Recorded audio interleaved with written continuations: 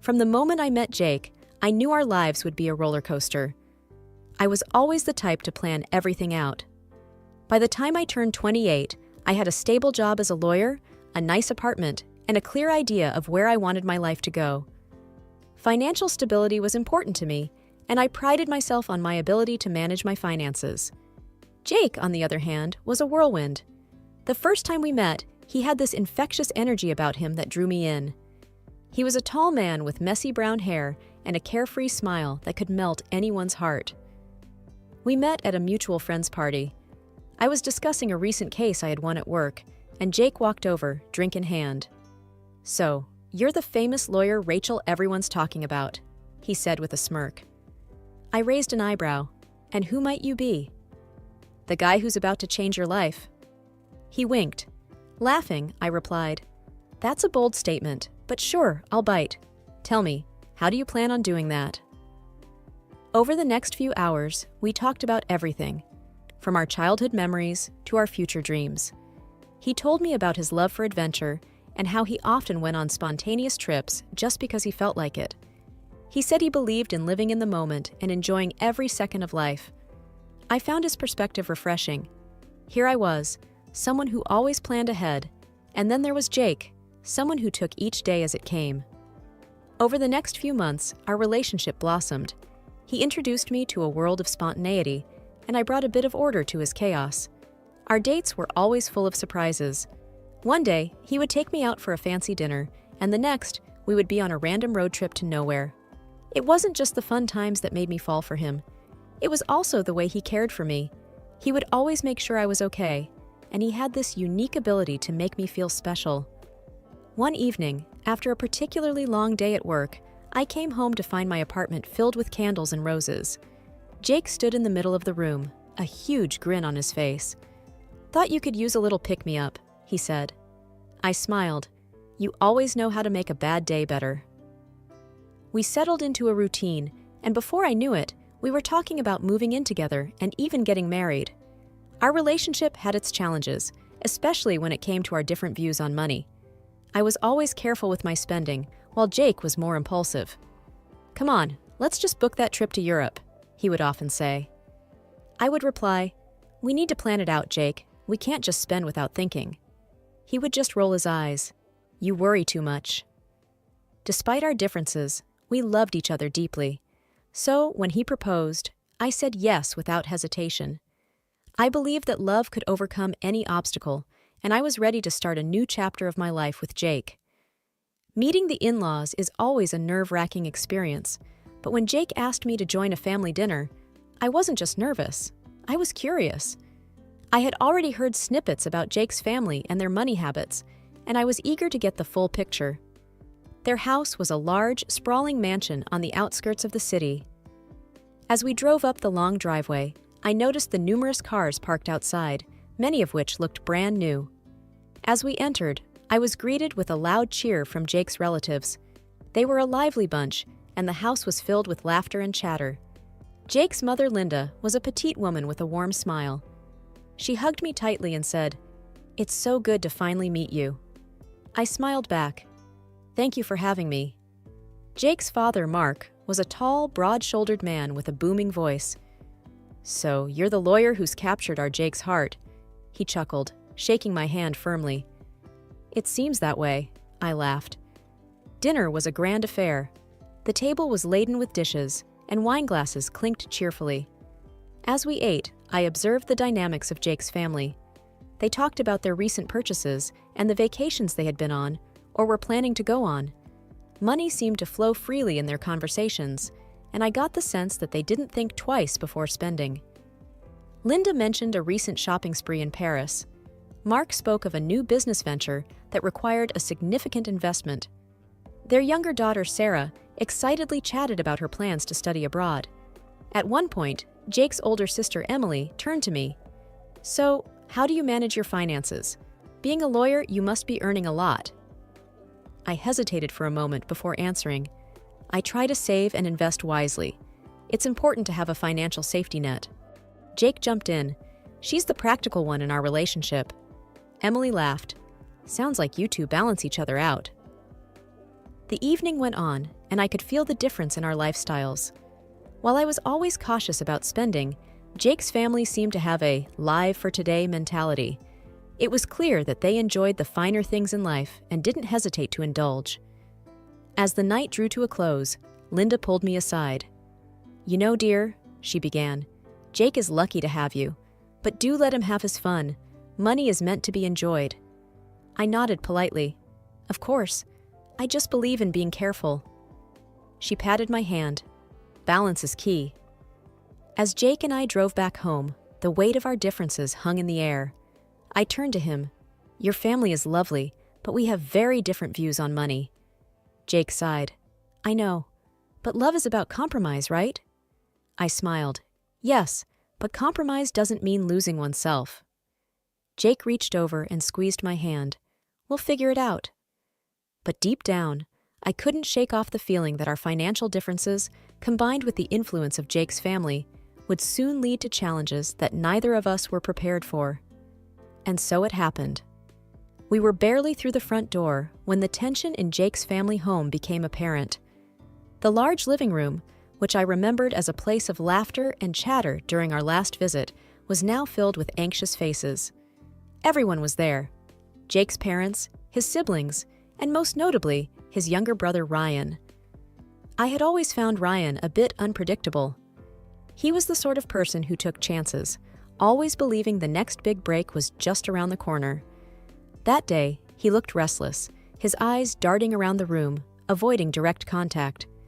Without much preamble, Linda, Jake's mother, began, "Thank you for coming on such short notice. We have a serious situation on our hands." Ryan, with a sigh, came forward. "I messed up. I owe the bank $100,000. They're saying they'll take legal action if I don't pay soon." The room erupted in a flurry of questions and exclaims. Jake's hand tightened around mine. He looked more shocked than anyone. Mark, Jake's father, rubbed his temples. "Ryan, we always warned you about getting involved in those sketchy deals." Ryan snapped back. "I thought they were good investments." Seeing where the discussion might be heading, Linda tried to refocus the group. "The blame game won't help. We need to find a solution."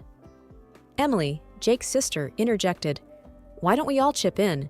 If we pool our resources, we might cover most of it." Mark sighed. "Most of our money is tied up.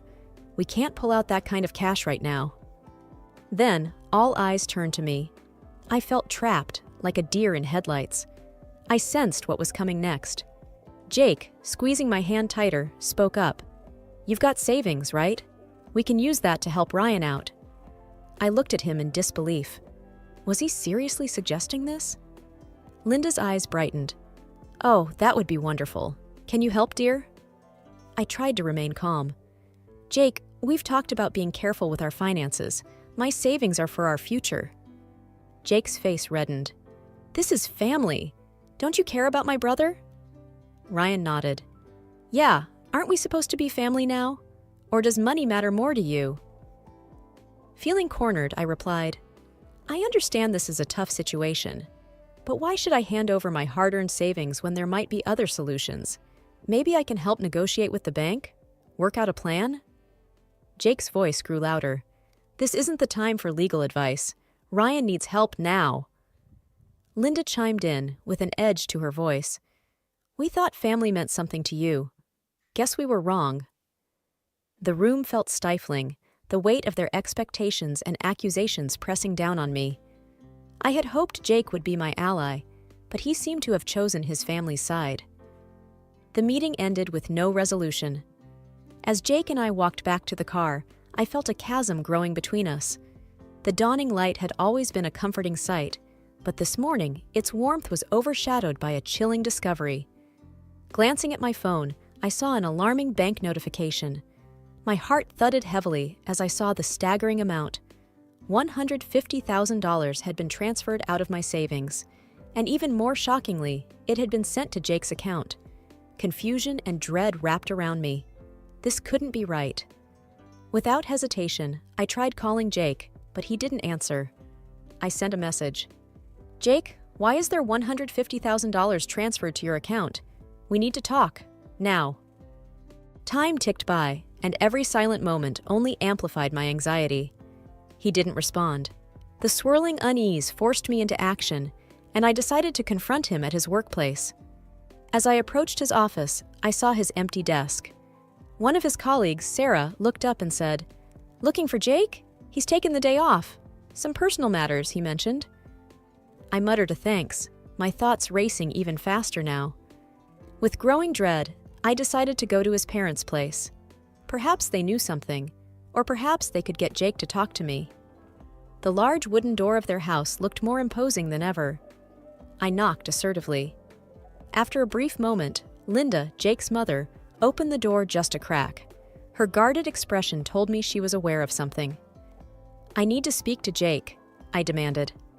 Linda glanced behind her, hesitating. "Jake isn't here," she replied.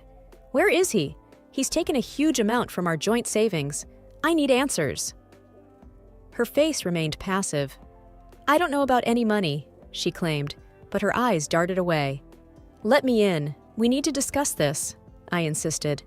But instead of yielding, she firmly stated, "I think it's best if you leave," and shut the door in my face. The blatant act left me stunned. Standing there, I realized the gravity of the betrayal. They knew, and they were covering for him. The reception area of the police station was bustling. Uniformed officers moved to and fro, the hum of conversation punctuated by the ring of phones. I approached the front desk, where an officer sat, looking engrossed in paperwork.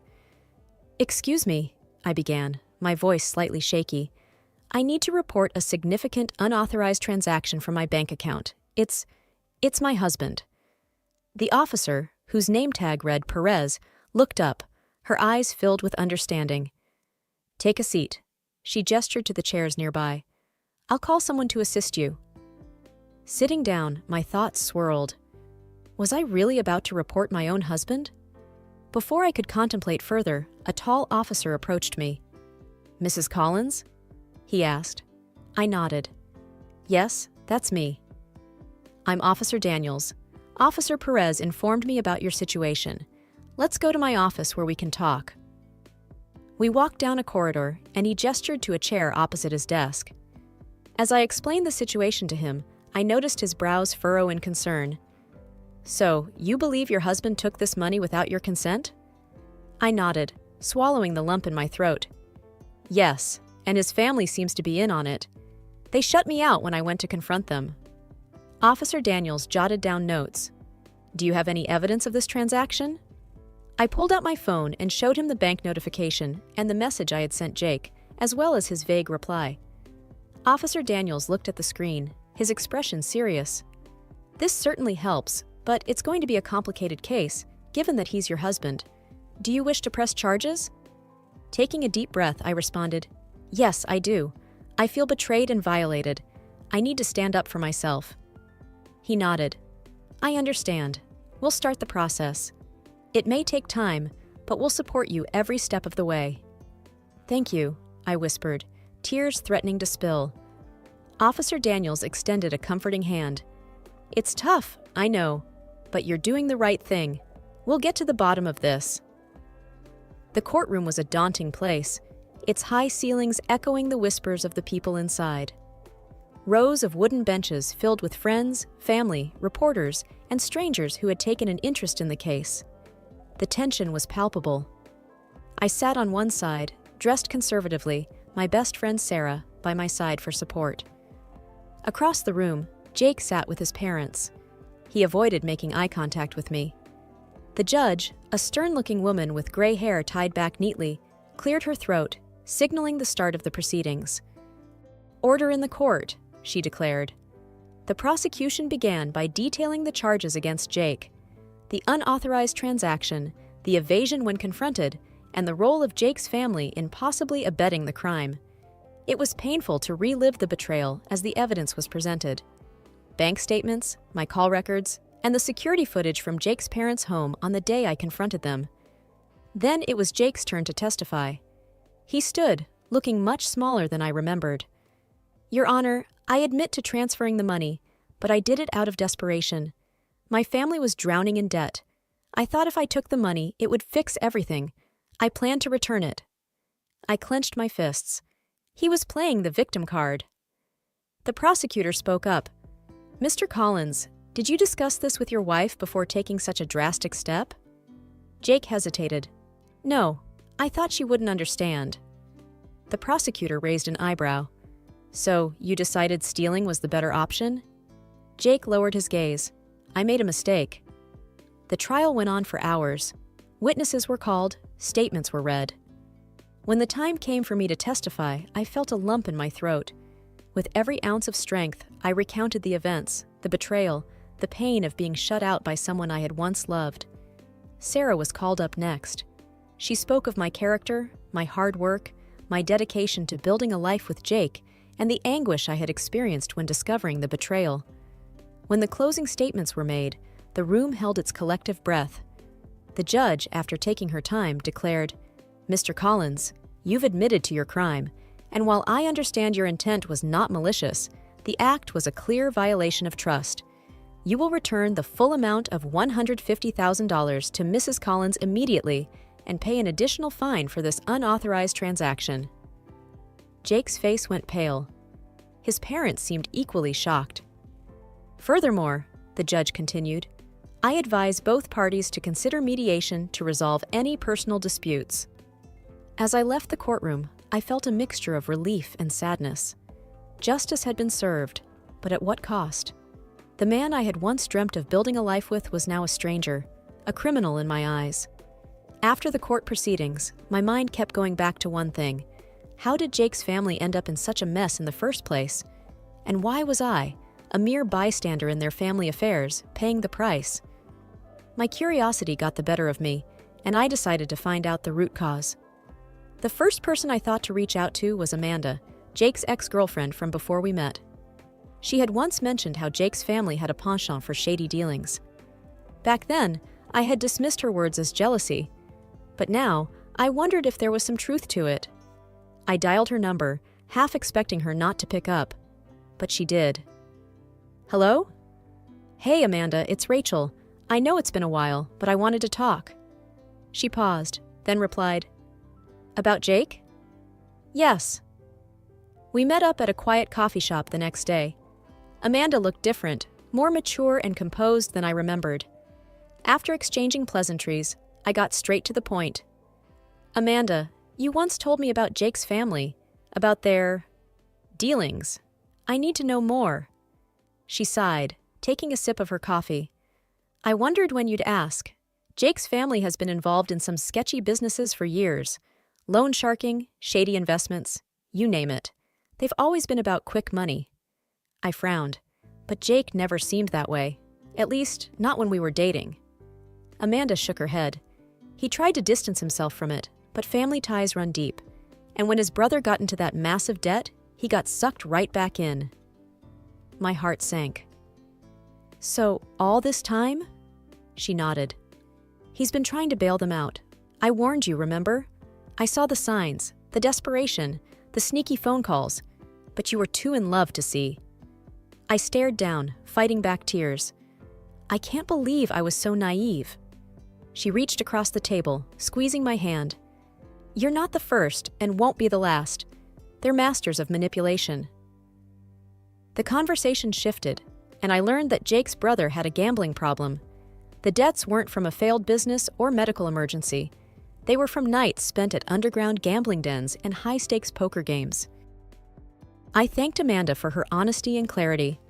As I walked back to my car, everything made sense. The secrecy, the desperation, the betrayal. Jake's family was drowning, and in their desperation, they tried to drag me down with them. After the dust settled, one thing was clear to me. I needed to put the past firmly behind me. The first step was finalizing the divorce from Jake. It was a relatively quick process, given the circumstances.